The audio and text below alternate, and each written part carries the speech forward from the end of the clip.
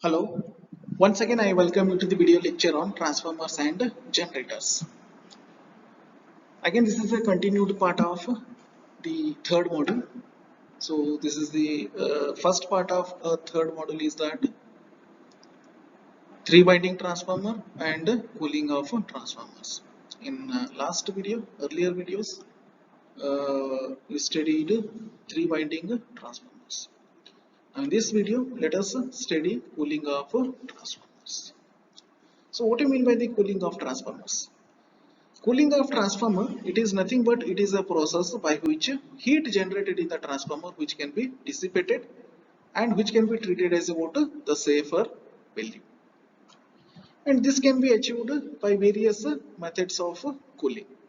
So, what are the major factors for generation of heat in a transformer? So, the major factors for the generation of heat in a transformers are what?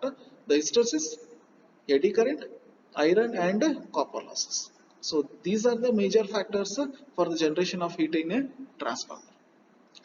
Among all the various losses, the major contributor of the heat generation is the copper loss.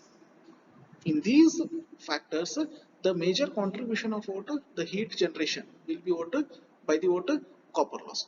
That is called as water. It is also called as water I square R loss. Basically there are two types of transformers. So one is a dry type transformer, another one is what?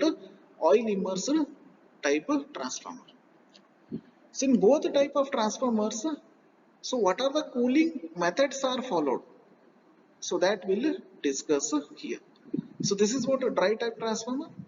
So there are two methods are followed. So this is air natural method, one more is air forced method. And this is oil immersed type transformer. So here five methods are followed. So what are those?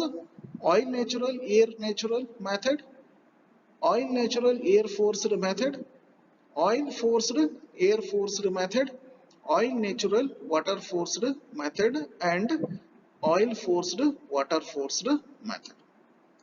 So let us discuss. So these all methods one by one. First, we begin with the cooling method which can be employed in dry type transformers. So that is air natural method as well as air forced method. So that we'll discuss first. Now let us consider air natural method. So by air natural method, the generated heat in the transformer is cooled by the circulation of natural air. So this is a simple method. So how the generated heat will be cooled? So this can be done by circulation of water, natural air. When the temperature of transformer becomes higher as compared to the temperature of the surrounding air, thus by the process of natural the circulation of natural air, the convection heated air is replaced by the cool air. So this is the natural convection. So this method is known as what? Self-cooled method. So this method uh, usually employed for smaller output transformers rating up to 1.5 MVA. So this is a very simple method. This is air natural method. So this method can be employed for the dry type transformers. So this is a simple method. Once the temperature of a transformer it is greater than the surrounding air, so simply the natural air will be supplied to the transformer. So due to this natural air, the heated air is replaced by the water cool air. So this is called as the natural convection, and this is also known as a self-cooled method, and such type of a method is employed for the smaller output transformer rating up to 1.5 MVA. And there is one more method, that is air forced, or it is also called as air blast. In this method, the heat generated is cooled by the forced air circulation method. So here some other device is used for the circulation of air. So in air natural method, so that is natural air is used for the cooling of a transformer. Here, with the help of fans and blowers, high velocity of air is forced on the core and the windings of a transformers. As the temperature inside the transformer goes beyond the standard safe value, an alarm is activated here. So soon after the activation of alarm, the fans and blowers are switched on automatically, since the temperature within the transformer will be decreased. That means it becomes to what the standard safer level of the value. And such type of method is used for transformer rating up to 15 MVA. So this is one more method which can be employed for the water dry type transformers. These two methods are employed for the dry type transformers. And some more methods are employed for oil immersed type of transformers. So what are those methods? Let us study. First method is oil natural air natural method. This is nothing but natural convection process is used for this type of cooling.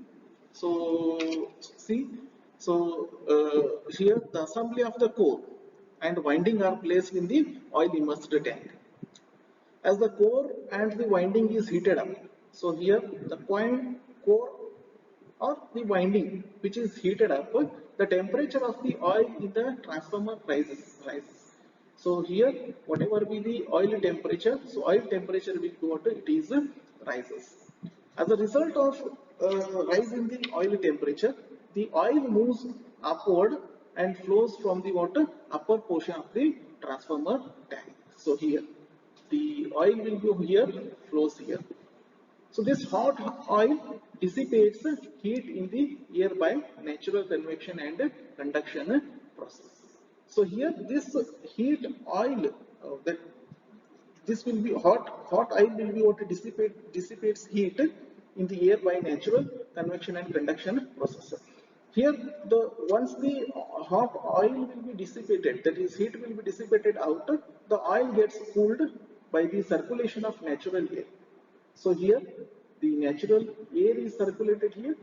So once the natural air is circulated and which can be passed through the radiator again for the use of the transformer, then the oil within the transformer get cooled down. So this is the method called as oil natural, air natural.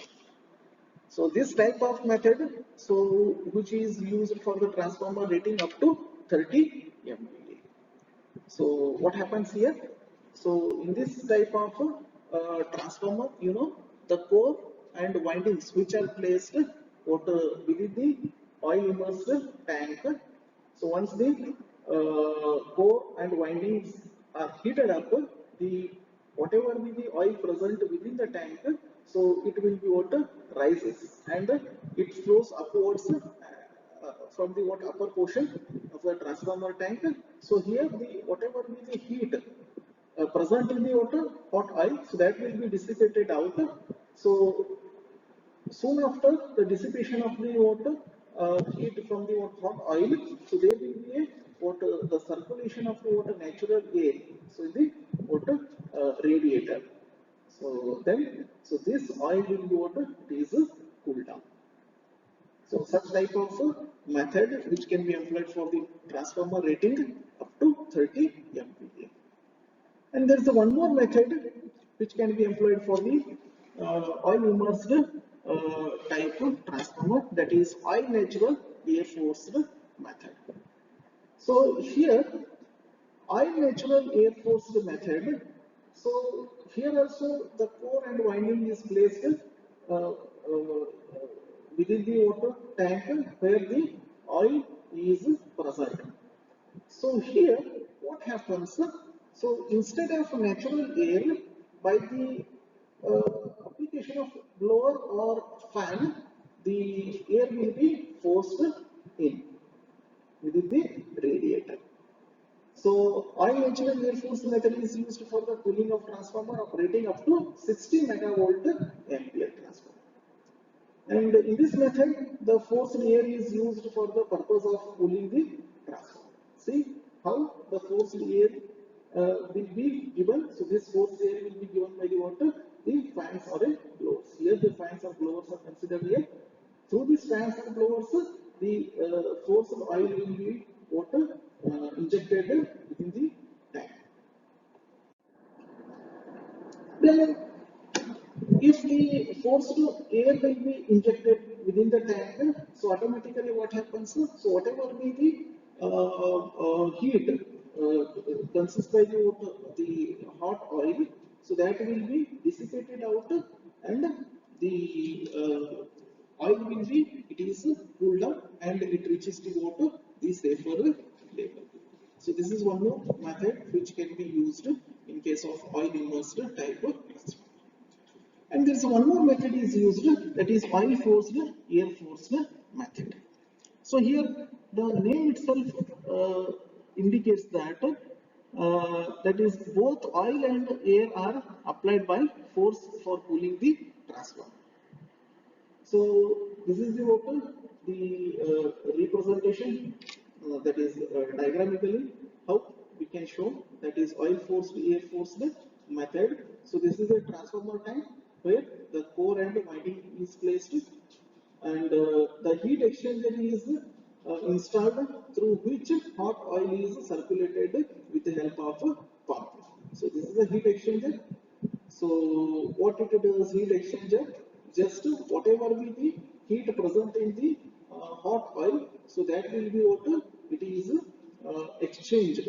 So through the water, this forced air, and air is forced to pass on the heat exchanger with the help of high speed fan. Here through this fan, the air will be passed within the heat exchanger, and this method is, it is similar as that of water, oil natural, air natural method. As when there is a load on the transformer, the cooling is done by the simple oil natural, air natural method. However, if the load is increased, what happens? The generated heat will also be more, and therefore the sensor gives the alarm.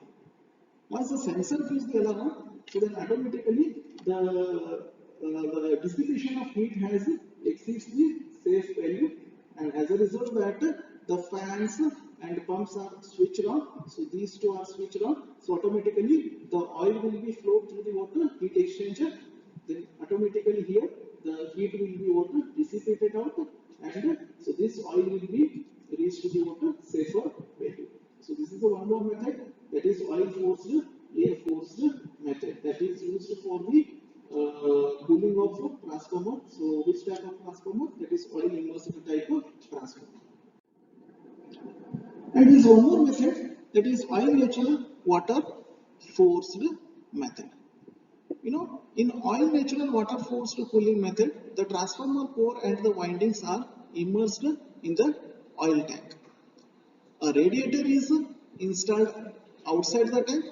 As the temperature rises and the oil heats up and moves upward. So here what happens? Oil natural water forced cooling method. So the transformer core and winding which are immersed in the water oil tank, there is a radiator which is present at, at the side of the transformer, that is at the side of the tank. So the temperature rises and the oil heats up and moves upwards. The heat is dissipated by the natural process of convection here, and oil is passed through the radiator. So once the oil is passed through the radiator, so water is pumped. That means so water is passed through the radiator.